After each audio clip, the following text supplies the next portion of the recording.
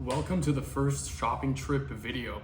I was planning on recording my shopping trip, but when I got to the grocery store, I realized I couldn't record in there.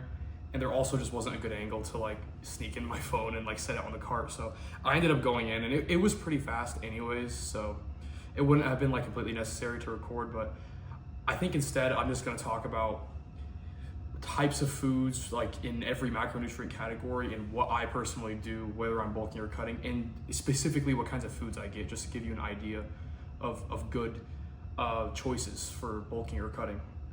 The first thing I wanted to start with was protein. There's lots of good protein options out there. It really isn't that hard to find. A lot of guys like to overcomplicate, like, man, I can't get my protein in. And while that is true to a certain extent, it is tough to find protein sources. If you're looking for them, it's actually pretty easy, I would say. I mean, first of all, I was out of ground beef today, so I went in and I got some ground beef. I'm a fan of the 93.7, the 93% lean ground beef.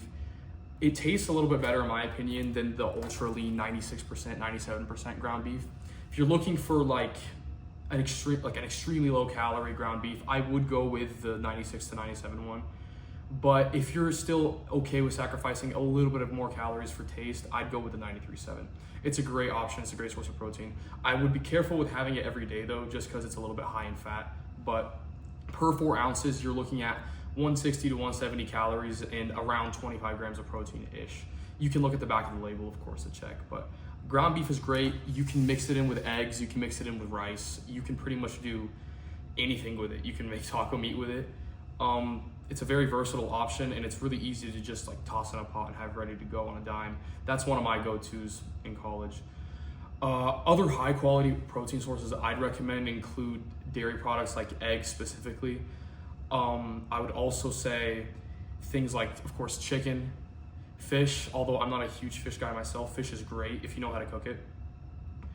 Other sources include whey protein. I generally try to stay away from things like protein bars and protein shakes. Not that they're bad, but I just like to stay like towards whole foods just to avoid processing. But those are also good sources of high quality protein. The amino acid profile should be pretty solid on most reputable brands of whey protein isolate or protein bars.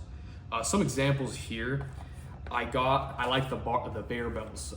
This is one of my favorite flavors, but really all of them taste extremely good. I would say almost candy bar like. So I would highly recommend you check them out. I'm not sponsored or anything, but these things are actually good. Like tastes one-to-one like a candy bar.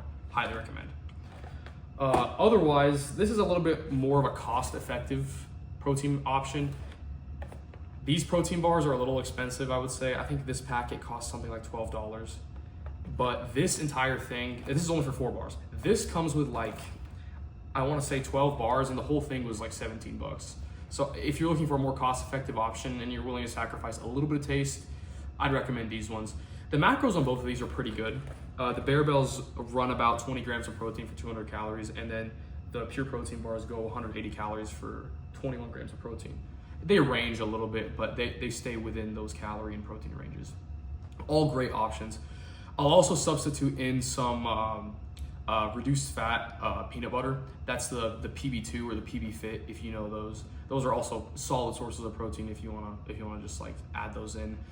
Tuna cans as well. If you're looking really lazy, you can bring in some tuna. And if you're gonna get a little messy, sloppy, there are some like fast food options. I mean, you can go with chicken tenders. The protein should be fine on those, but I personally try to stay away from that. But I feel like protein is pretty easy. As long as you look out for it and you make sure you have things readily available and prepared, like the ground beef, I think then that you're set to go. You should have protein around you everywhere. But if you're looking for the ultimate cheat code, now this is my bread and butter right here. I've been hyping this up for a couple of days. The protein ice cream, you may have seen that if it wasn't out of the frame. These things are a godsend. I'll hold it up close just so you can see the brand. But I would highly recommend investing in some sort of a protein ice cream. Today, I got the peanut butter chip and the mint chip. This brand, you can find it at like Dillon's, Target, Kroger. Really everywhere I've gone has had these in stock, but if they don't, there should be other protein ice cream brands or low calorie ice creams in stock over there. These ran me about $6-7 each. There's other brands that are slightly cheaper. They don't have as much protein, but they are low in calorie. The macros on these two flavors are both 420 calories with 30 grams of protein, which is pretty good. There's some flavors other than these two. There's 3 other flavors. The strawberry and the chocolate, those 2 flavors run at about 360 calories for 30 grams of protein. I would recommend the chocolate. The strawberry is all right in my opinion. And then there's one of the best flavors I would say is, I believe it's cookie dough. It is very good, but it's the highest in calories. It's 480 calories for, also, they're all 30 grams of protein, but calories range a little bit. But the fact that you're getting an entire pint and you're still getting 30 grams of protein and you're really not blowing that many extra calories on, I'm not gonna lie, they taste exactly like normal ice cream. That I don't feel a protein flavor in any of them really. These 2 are my personal favorites, the peanut butter chip and the mint chocolate chip. These are great in my opinion, but all the flavors taste exactly like their extremely sugary counterparts. So would highly recommend. They're an ultimate cheat code.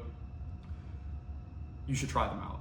It's not a sponsor, by the way. But like I have 2 viewers. Who am I kidding? I'm an animal. I would recommend these. Anyways, on to the next major category of like the macronutrients. Let's get into carb sources. I don't have any carb sources with me today.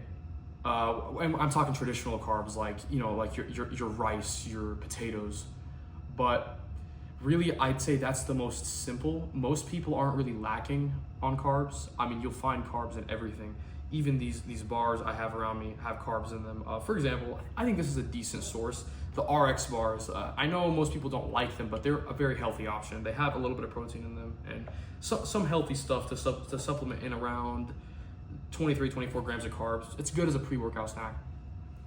But yeah, rice is a good option as usual. It's easily digestible. Potatoes, another calorie effective and simple carb that I would highly recommend. And I try to stay away from excessive bread and pasta, and I mean, nobody has trouble with carbs, but whether you're bulking or cutting, I would say carbs are the difference maker. The carbs decide whether you're in a bulk or whether you're in a cut. I really don't change my protein intake when I'm on a bulk. I like to stay around that 0.8 to 1 gram of protein per pound of body weight, whether I'm on a bulk or cut. The only difference that I'm changing in my diet is really my carbs. And I'm not willing to sacrifice fats either, although I might go a little bit higher on a bulk. But I keep the fats around the same because you really need to get those butters, those olive oils, those avocados in to keep your hormone regulation in balance. Cholesterol from the eggs as well. It's very important. I mean, if you're not getting in enough fat, you're going to feel terrible. It throws your hormones off. I mean, most hormones are lipid soluble and are synthesized from fatty biomolecules, if you're interested in the biochemistry of that. But it's very important to make sure that you're getting in fats in your diet. You know what, before continuing carbs, really quickly, I did list off the fats. I would say avocados, butter, and olive oil. Those are some very easy fats to get into your diet that'll really help you. And if you're feeling lethargic, not great, you're having, you just feel off, it's likely that you're not getting in enough healthy fats. Which is not to say that you should be getting in all kinds of fats. Not all fats are the same. I mean, we have our processed fats that are just in things like pizza and junk food. We want to stay away from those and closer to like the omega-3 fatty acids and healthy fats that are good for your heart. Of course, we don't want to be causing any heart problems around here. Lastly, again, going back to the carbs. We mentioned rice and potatoes, but really, again, just to preface this before we move on to my final trick, again, whether you're in a bulk or a cut, it's the carbs that are changing. Those are very easy to increase or decrease in your diet because everything else shouldn't really be adjusting too much, in my opinion. I mean, the idea is like, I don't think you should be changing the amount of protein you're eating, whether you're bulking or cutting. Maybe a little bit more protein on a bulk, slightly less on a cut, but you don't want to sacrifice that. The carbs really are just there for your energy source. I mean, that's what's giving you like the crazy, like let's go in the gym. And you can sacrifice a little bit of those calories when on a cut. I mean, say you're going from a 3,000 calorie like maintenance to 2,400 calories for a cut. Most of those calories that you're cutting should be coming from your carbs. I mean, instead of having it like making an entire cup of rice for your meal, you can maybe use half of that, and you've already cut out half your calories from there. I don't have the amount of calories on the top of my head right now, but you get the idea. That's like around 600, 700 less calories immediately. And you're already in a deficit at that point. But those are the easiest to adjust in my opinion. And it's more important, I feel like, in a cut to time when you're having those carbs, because they become a little bit rare since you can't fit them as much into the calories. But yeah, an important thing to address is the myth that carbs are the evil. Carbs are not evil. Why things like keto diet work in the short run is because when you're cutting out your carbs, your muscular glycogen stores end up shrinking in the short term because you need more glucose in your body. I mean, your body is a glucose machine. Oversimplification, but you get the idea. Carbs aren't the enemy. They can be used and they can be leveraged. And the reason the keto diet looks like it works is because of that short-term decrease. And of course, normally with a keto diet comes a restriction in calories as well, because by cutting out carbs, you cut out a lot of those junk foods that many people like to snack on. Finally, this is my favorite category of food in general. I mean, this ranges between carbs and all that, but I count them separately. Fruits and vegetables. I would say highly underrated and highly underutilized by bodybuilders. I personally highly recommend vegetables and especially fruits. I feel like people don't really bodybuilders in general don't talk about using fruit as like a tool. Sometimes if you're getting that sweet tooth, I think fruits are the perfect tool to curb those urges away or even enjoy it. I personally absolutely love fruit and it has saved me. At the beginning of my journey, I was on the fatter side. Not too fat, I was chubby, but I struggled staying away from sweets and stuff like that, and fruit really helped me. My biggest recommendations for fruit would be apples. I get very full from apples. They taste great. Honeycrisp is my favorite flavor, but there are certain flavors that are not so good, some that are better. You can find what works for you. But apples are great. Oranges, again, are also a great option, high in vitamin C. They're sweet. They are a little bit higher in calorie, but not too high. So that's the thing. Like, you're getting a big volume. You're getting a big punch for a little bit of pack. Like, it's not a crazy amount of calories compared to a dessert. Bananas are, of course, a good source of potassium, satiating as well. Pears, berries are an incredible low-calorie fruit and berry option. Things like blueberries, raspberries, strawberries. I'm a huge fan of those. I usually tend to stay away from mangoes and pineapples and grapes. They're very sugary and I can't stop myself from eating them. But a little bit here and there is also very good. All these fruits are high in micronutrients as well. I mean, these are extremely beneficial for your diet. It's stuff that you're not gonna get if you're having simply processed foods. Something else I would recommend also is the vegetables, and these frozen vegetables are one of my favorite things. They're also cheap, they're very low in calories, and you're getting this huge bag. It's about the size of my hand extended. And this is a mix of broccoli and cauliflower, but they come frozen and they're $2 a piece. Very cost efficient if that's what you're worried about. This is one of those things where it just seems like it's hidden, but you go to the frozen vegetable section and they're just all in there, and there's so many options, not just these. And surprisingly, actually, frozen vegetables are better for you and more nutrient dense than the ones that you can find like right off of the shelf, like in the store. Like when you walk in and like on the fruit and vegetable aisle, because these are frozen, they don't lose their nutrient content and they're like micronutrients and minerals in transport. Whereas the vegetables that you just see laying out, because they've been transported in a hot truck, they end up losing a lot of that. Not all of it, but they do lose some of their content. I would say the difference is probably marginal, but I do recommend the frozen ones mainly because of convenience. I would say that's the game changer for these, because you can pop these into the microwave and they end up steamed within 5 minutes, and you don't have to do any of the washing, any of the preparation. They're already clean. They taste great. There's no added salt or anything like that. So if you're worried about sodium, this isn't really a problem for you. my main thing for cutting would be to add more vegetables. I mean, by increasing the volume of your food with things that are high in fiber, that is a really big way to like keep yourself not hungry and satiated. Which reminds me that I forgot to talk about fiber. One of the biggest cheat codes that I have found, and this has been pretty popular recently, I would say, are keto breads. I'm not a fan of keto diet, but keto breads I am a huge fan of. These are things like keto toast, keto buns, keto tortillas are a big one for me. What's great about these breads is they're low in carbs. They're significantly lower in both carbs and calories than regular bread. Take toast, for example. I have keto toast, not with me right now, but it's 35 calories a slice. Somehow it has 6 grams of protein per slice in there. I don't know how realistic those grams of protein are. I don't personally count them, but 35 calories a slice, and they're high in fiber, and they net 1 gram of carbs, maybe somewhere between 0.5 and 1 gram of carbs per slice, compared to a regular slice, which is gonna hit you something around 50 calories and a lot of carbohydrates in there.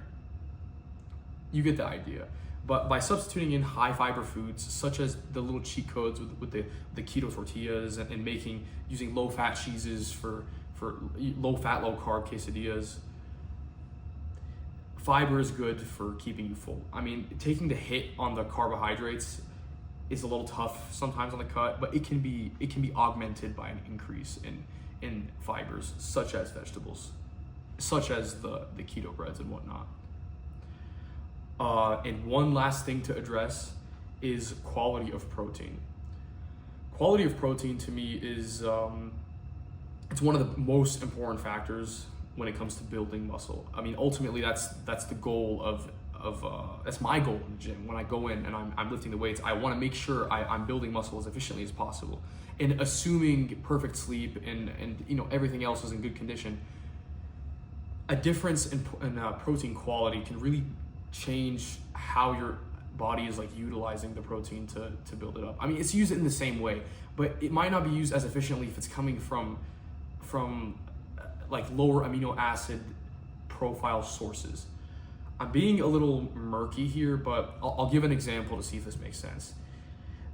Protein say you have a guy that ate 200 grams of protein from straight chicken and a guy who ate 200 grams of protein from rice. The protein in the rice isn't gonna be nearly as good as the protein in the chicken. The protein in the chicken, on one hand, has a variety of amino acids and lots of amino acids that are very good for building muscle. Whereas rice protein is gonna be a little bit more simple. It's not gonna have as broad of an amino acid profile, and the amino acids that are in there aren't gonna be especially geared to the same degree as maybe a high quality protein source like chicken to helping you build muscle. For knowing what kinds of foods are high and low in protein quality, you can just look that up online. There are very easy lists everywhere. It's generally agreed upon that your meats, your dairy, your whey, your eggs are your best sources of protein. And things like rice protein and bread protein, I wouldn't even count them as protein sources, to be honest with you. If you see 2 grams of protein in your rice serving, don't even add it up. Don't bother. It's useless. But there's my my diet, and that's generally what I eat. We can go through some more specific recipes if you're interested at some point, and I can post some videos explaining some of my go-to meals. But generally, those are the raw ingredients that I use in my diet, and I hope you're able to use the information to make the decisions that work for you, because at the end of the day, what works for me might not work for you. I would just recommend finding something that tastes good to you. Fruits work for me, might not for you. But if you can find a trick or something that can help reduce the calories or be a healthier option than something you're already doing, then I hope you can use some of this information to do so and make some healthier lifestyle choices. Thank you so much for watching. If you enjoyed this, please let me know if you'd like to see more, and I'll see you tomorrow for a crazy back day. I don't know exactly what we have in store, but we'll find out tomorrow. Peace.